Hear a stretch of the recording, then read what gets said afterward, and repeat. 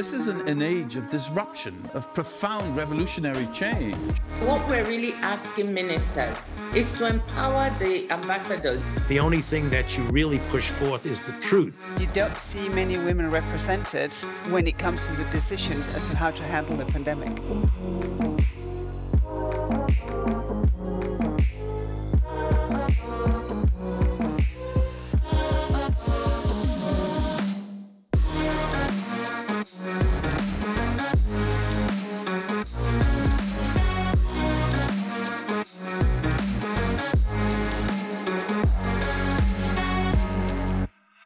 Take 5 minutes to get warmed up.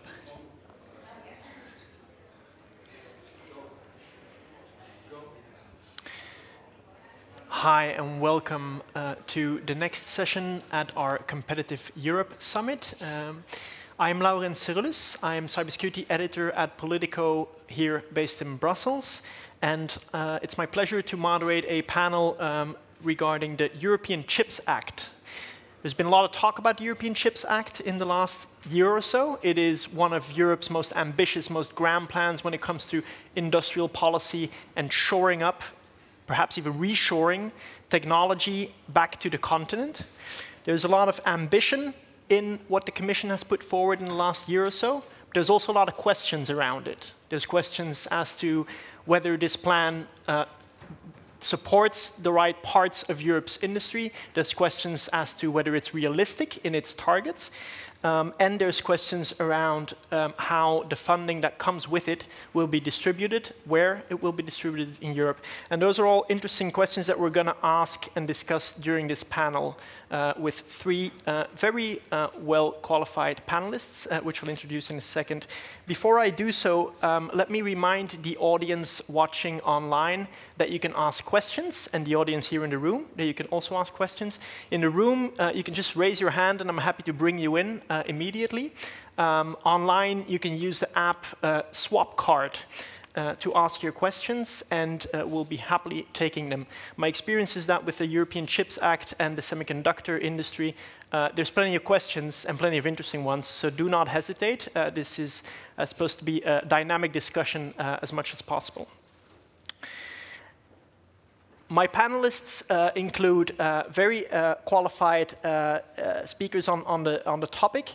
Before I present the people in the room with me, I'll mention that Dan Nica, the Romanian Social Democrat Member of Parliament, is also joining for this session, but he is still on his way. So he will come in with a big reveal through that door and walk on stage in a little while, at which point we will ask him all of his plans with the European Chips Act as he drafts it in Parliament in coming months. But with us today, we've got the Lithuanian Minister for Economy and Innovation, Aušrine Armoniate. I hope I pronounced that well. Almost. Thank you. A very warm welcome. And then secondly, we've got Hendrik Bourgeois, Vice President of European Government Affairs at Intel. Intel being one of the industry players that has especially caught most attention on the topic of chips. So we'll be talking about that. I'd like to start the discussion with the European Chips Act itself. The Act is a piece of legislation that the Commission proposed back in February, and it is the central pillar of the strategy to catch up with countries like the US and countries like Taiwan, Korea, to a certain extent China, on chips production and chips innovation and the chip sector.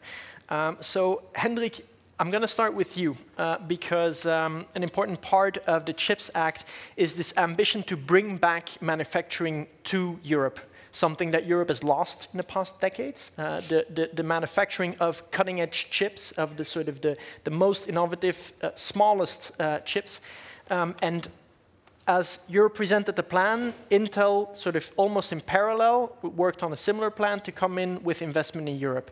So can you tell me a little bit what sort of, at which point Intel was confident enough to come up with its investment plan that now promises to build up what's called a mega fab in Magdeburg in Germany? Okay, well, thanks first of all for having me. It's a pleasure to participate in the discussions. You know, we believe that we are at the beginning of a long-term growth cycle in the industry. And we believe that there's going to be a dramatic increase in consumption of chips in Europe.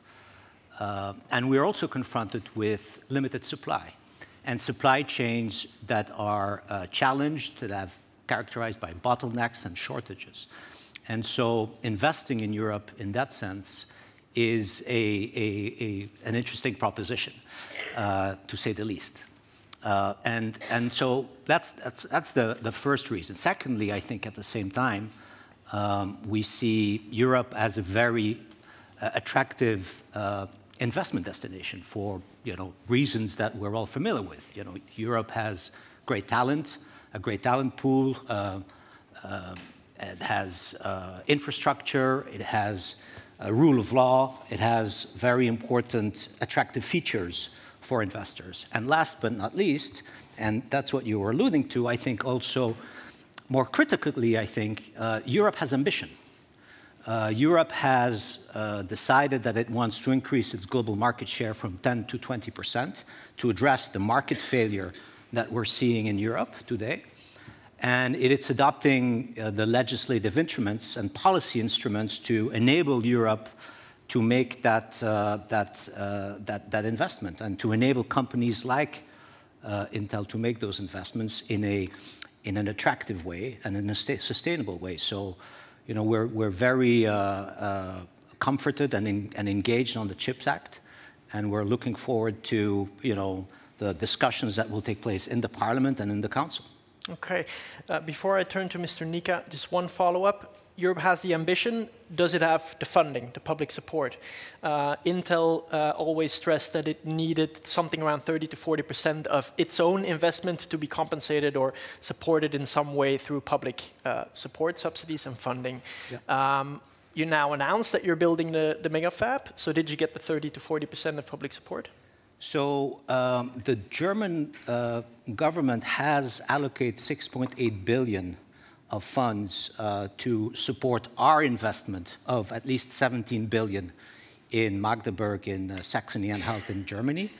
And that's a necessary, an appropriate, and a proportionate incentive that we are obtaining, because unfortunately, while Europe has a lot of positive characteristic features for industrial investors, at the same time, Europe is at a cost disadvantage with respect to other regions in the world, first of all.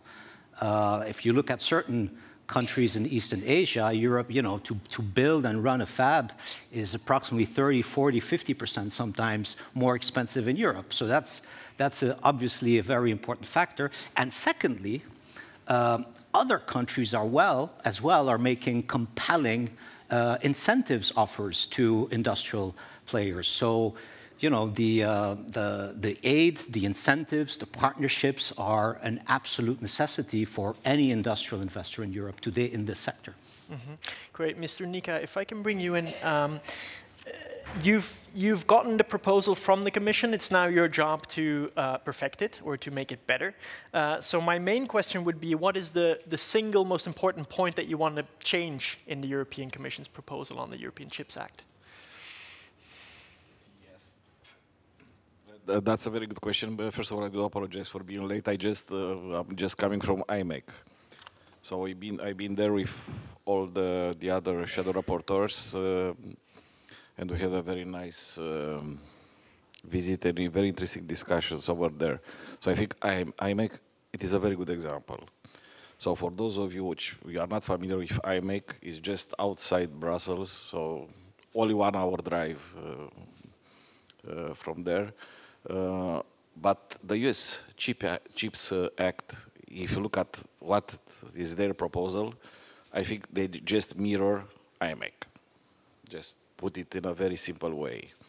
So that's a very good example. So what is the plan to change in the Chips Act? Unfortunately, I'm not allowed to go into details, but there are quite few questions which they've been raised during these extensive discussions with Intel and the other stakeholders, IBEC today, We'll have a very interesting hearing in the ITRE committee on 14th of July. And there they will have a lot of stakeholders. We'll have the European Commission and, of course, us, the European Parliament. And we'd like to have a better understanding, because the aim is to produce something which is feasible, it will be effective for the industry, and what we want is to reach our end goal, which is to be sure that whatever it will happen in the coming decades, we will be better prepared, us in the European Union, together with our US partners, and with the others like-minded countries. So this is the very reason why we have this CHIPS Act in place, why we have some money here and there. We'll find, I'm pretty sure, a better solution to find the money. Clear strategic directions, fab, as it was already mentioned, heavily investing on leading edge infrastructure.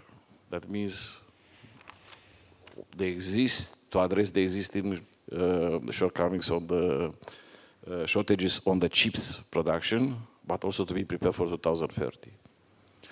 5 nanometers, 2 nanometers.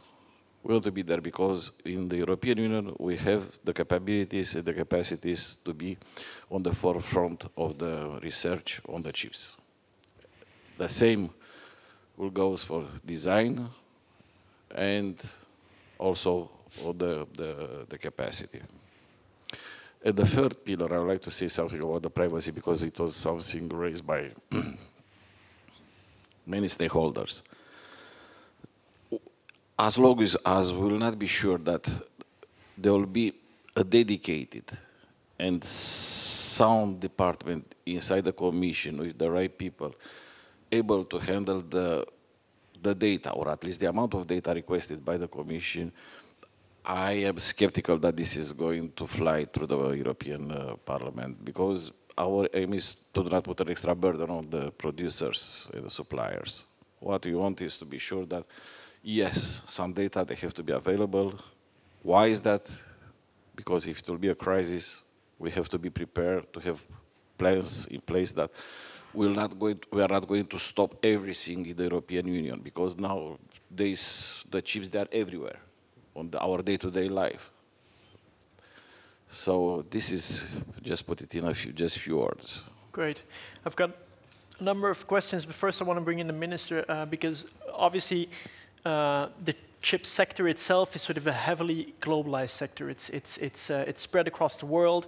There's pockets in Taiwan, for instance, where there's a lot of knowledge, and one of the key challenges, or one of the key questions, is how can Europe set up economic ties and actually bring in cooperation more in this sector, so that it benefits itself as well. And Lithuania has been a very specific example where that is happening right now. Can you tell us a little bit about the work that you're doing with the Taiwanese government right now in strengthening ties on chips, and also why it's happening now, obviously, with the trade tensions? Yes, of course. So first of all, thank you for having me. Maybe I'll start with the why question, because in politics and, well, when you're designing policies, the main question is why you're doing that, right? So as my colleague from European Parliament said, chips are everywhere. And if we look at this room, it is full of chips. People are on their smartphones. Some of them are taking pictures, members of my team. We have screens. We have a sound system, right? These devices are full of chips. And we see industries rapidly growing, like automotive industry. We have electric vehicles, but autonomous cars are approaching. We had COVID, and with that we have biotechnology and life science industry booming. That also requires chips and semiconductor products. Then we have Russia's aggression in Ukraine, and European countries investing more and more into defense and defense capacities. Chips are, are the ones that are needed in military devices, in hypersonic weapons, and so on and so forth. So the demand is huge. If we take a look at Lithuania as an example, it is a small country, right? 3 million population, tiny but open market, part of the EU. If we look at our structure of our economy, more than 20% comes from the manufacturing industry. So Lithuanian companies, they produce Internet of Things products, sensors for cars. Some of them produce electric vehicles like minibuses, electric minibuses and so on. So our own small, but our own industry also requires chips. And this demand will be, enormous in the years to come. So what we have seen coming from the European Commission and President von der Leyen leadership, because all these, individual member states, they can have their own strategies, and they do have their own strategies. But we need is a European vision, right? As we had with vaccines and COVID, combating COVID, vaccines, purchasing the vaccines. For that, I think it is a good example that we need an even more comprehensive vision on the chip production, research, innovation, of course, building domestic capacities and partnerships with other countries. Now, coming to third countries and friendly countries, I want to elaborate more on that. As you said, semiconductor is a global product, and we have complex interdependencies when building it. We need technology, we need knowledge, we need people, we need smart and very expensive devices, private and public investment. So countries like the United States or Japan, Taiwan, they are, going forward very fast. They are inventing, and they have companies like Intel, like TSMC, global huge players, giants, right? And one more very important thing, these countries are liberal democracies, which means they are stable, they respect private property, they respect human rights, and this means that economic partnership with these countries and partners from these countries is more sustainable and resilient. That's why Lithuania is also open for partnership, not only within the EU, but also with friendly allies from all over the world. And maybe on Taiwan, because the question was very particular. So we have discussions with our Taiwanese colleagues as Lithuania, in the recent years, tries to strengthen our economic partnership with Taiwan, and mainly not because of the economic reasons, but primarily because of values, as I said, liberal democracy, human rights, and so on. But values also comes with some other positive spillovers like economic cooperation, and I hope that our partnership with Taiwanese colleagues in the semiconductor industry will be productive. You've got a 200 million investment plan that was announced by the Taiwanese government as a cooperation agreement. How's that going, and what do you expect to get out of it? So maybe just to clarify a bit, the fund, the 200 million euro fund, is dedicated for the Central European countries. It's Lithuania, Czech Republic, other countries in our region, and companies could apply for the fund. The other huge framework is actually $1 billion fund. We are working on that, how it could, practically work, because it is a new framework. So neither us nor Taiwanese did that before. So still there have to be some details clarified. And again, you know, we have money in Europe. I would you know, say it in a plain language. There is an oversupply sometimes, but you need ideas, and you need that money to be competitive when it comes to, you know, interest rates and so on. So this is also very important, so that companies could, you know, get access and practically use these money, because in Europe we have different kind of financial frameworks for companies to apply. Just out of curiosity, the work Lithuania has been doing with Taiwan and with the US government, these are bilateral tracks. Is it causing any friction in your conversations with Brussels policymakers? Well, actually, I think it does go in line with the European Chip Act, because what we hear from the Commission and from the presentations and the vision that the President von der Leyen also shared is also strengthening, you know, these partnerships.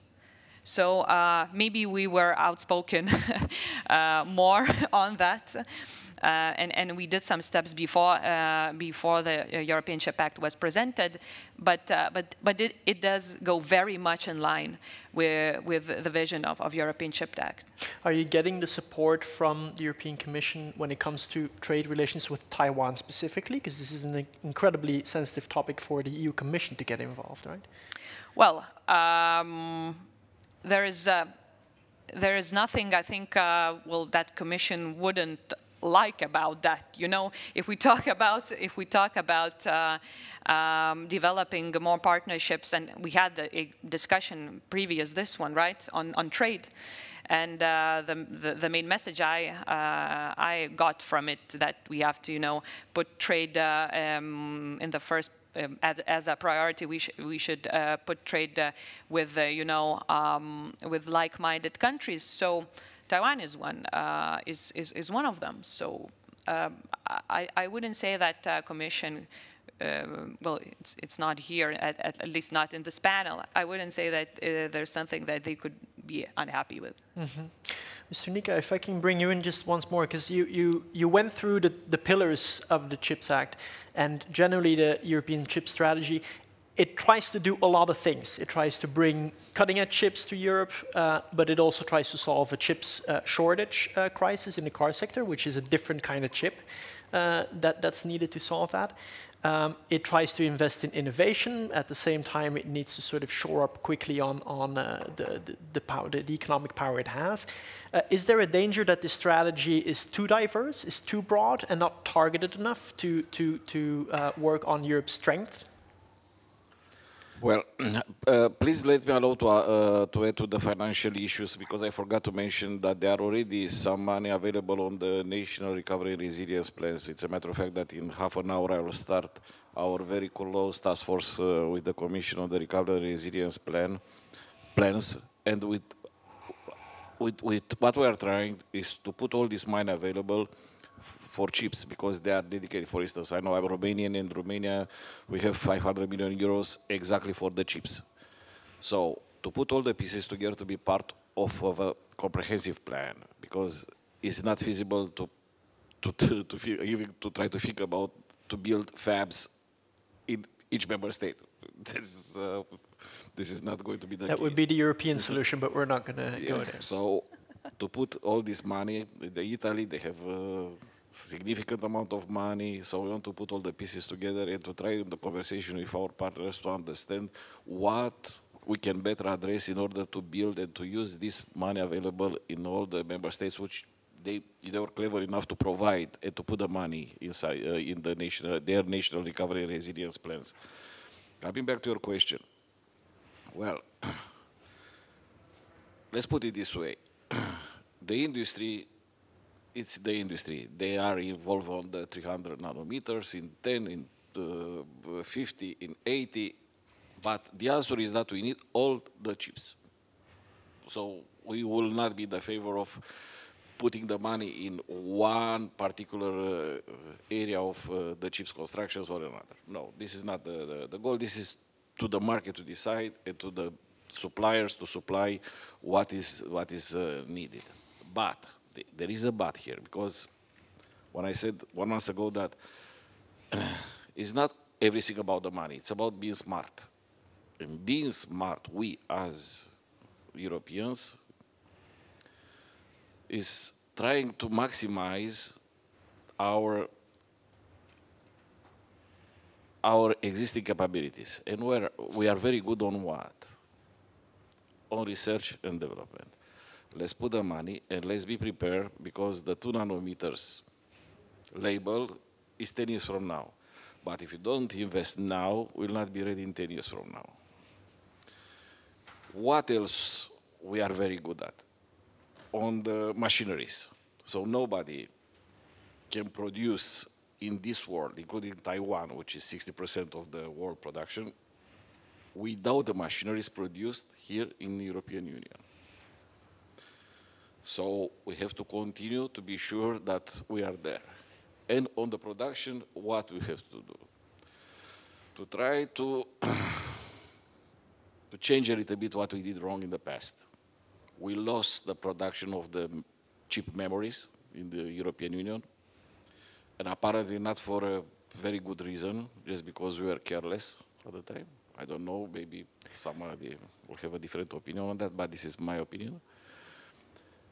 And to start the production, because going from 100 to 80 to 60 to 50 it's a continuous process. So you have to have the expertise and the capabilities to produce different generations and new generations of chips. And that will be also part of the strategic Chips Act, the strategic part of the Chips Act. So there is not an answer. Mm-hmm. We'll do everything which is needed, but being smart, because we cannot be in the competition with China. China, they have $500 billion dollars to invest on the chips. We don't have that amount of money, but we want to put the money where it's very much needed. I'm happy to follow up on that. First, I want to see if anyone in the audience has questions. I haven't seen any online. Online, you're very welcome to ask them on the app. But please, if anyone has any questions, just raise your hand and I'll bring you in the coming minutes. I guess this is a very important point that you bring up because it also involves a concept that the Commission has pitched now, which is sort of a first of a kind, which is the definition of how the Commission would allow subsidies to go into chips projects and still be compliant with European competition rules. Hendrik, if I can ask you, this idea of first of a kind, to what extent did Intel adapt or pitch its plans to fit within that definition? And are there parts that you're going to be developing and going to be rolling out that does not fit that definition?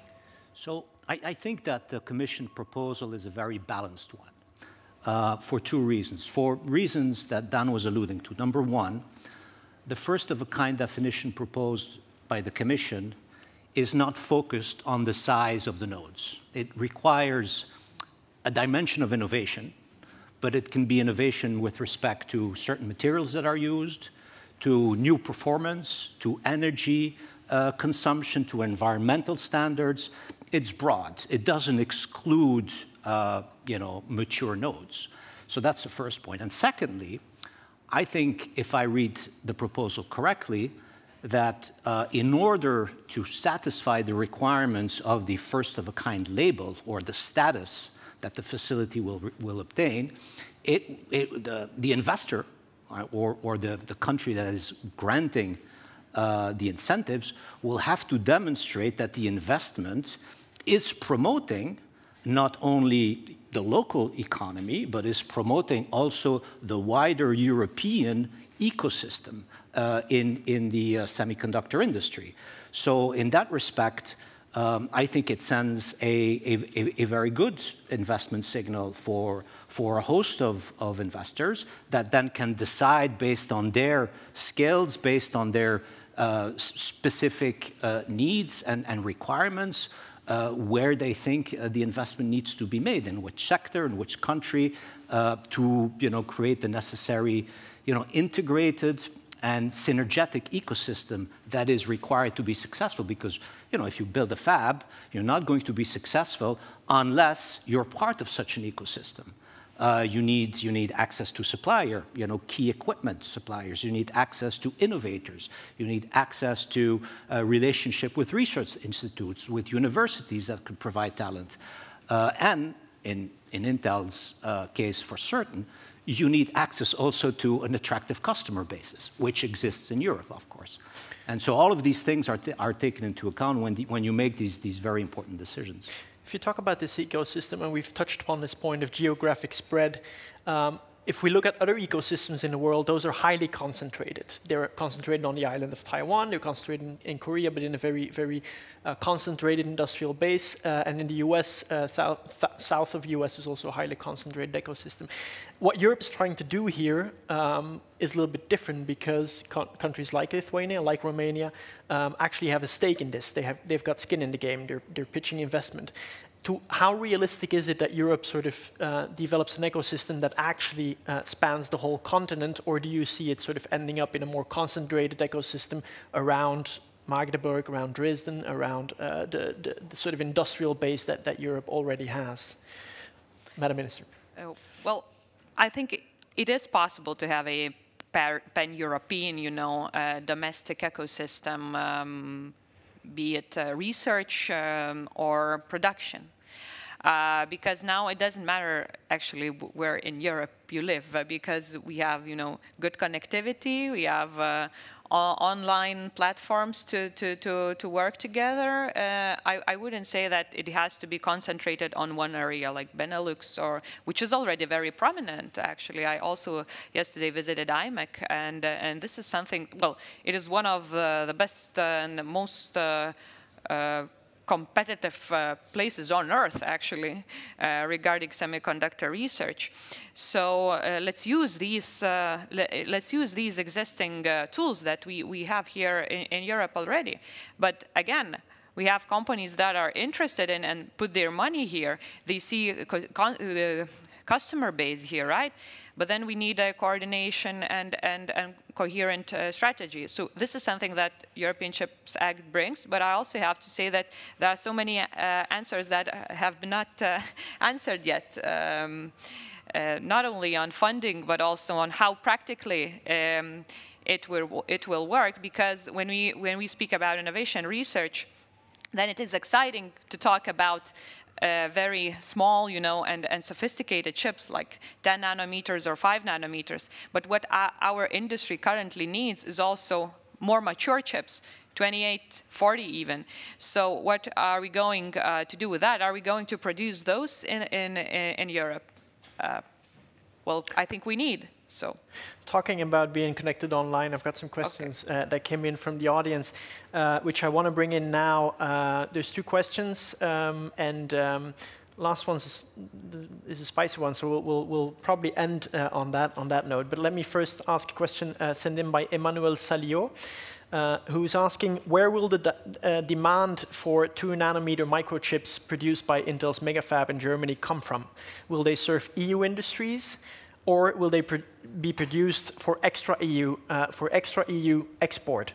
And I want to remark here that at some point, I think it was a couple of months ago, Commissioner Breton started talking about the ambition to be a chips exporter in Europe, which is a little bit of a different strategy than, say, filling the needs of the car sector in Germany.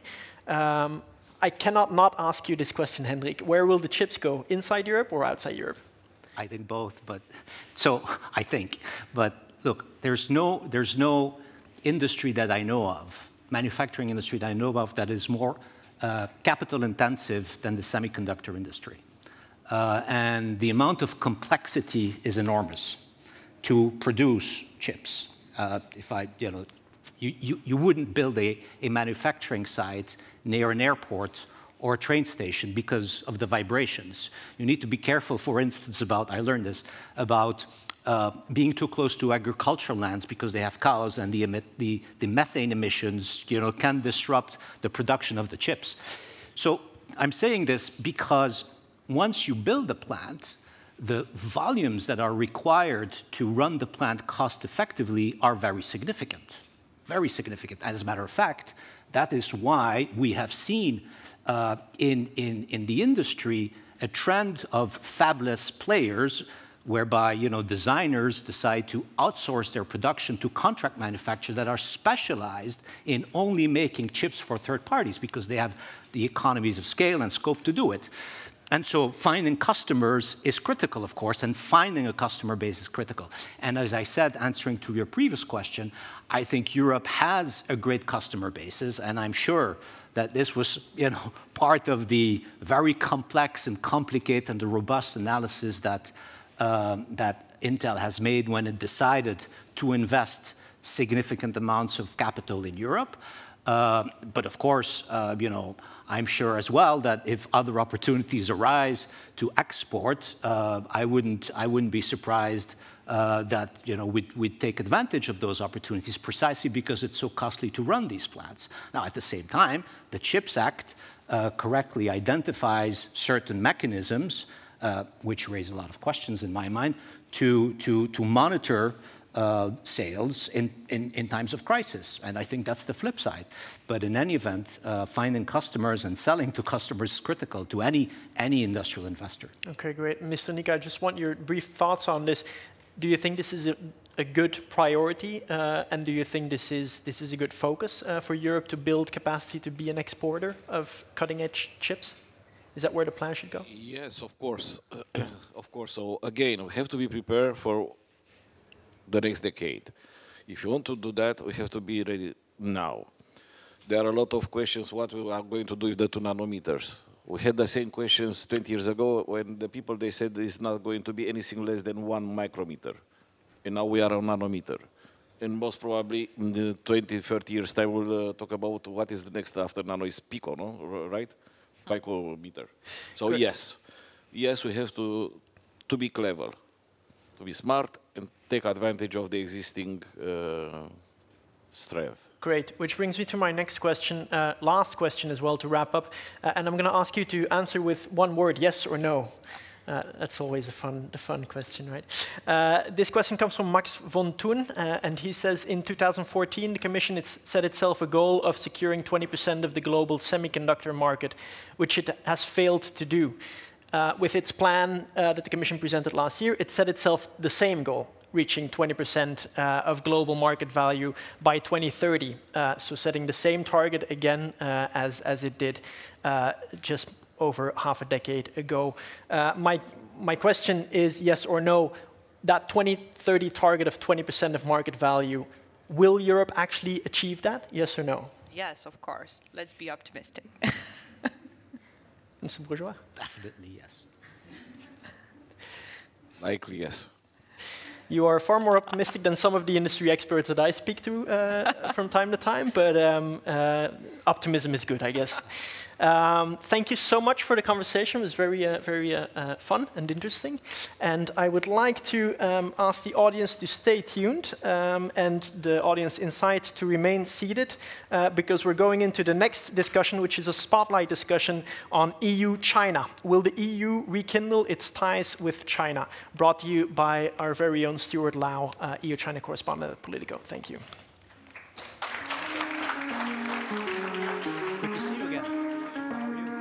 This is an age of disruption, of profound revolutionary change.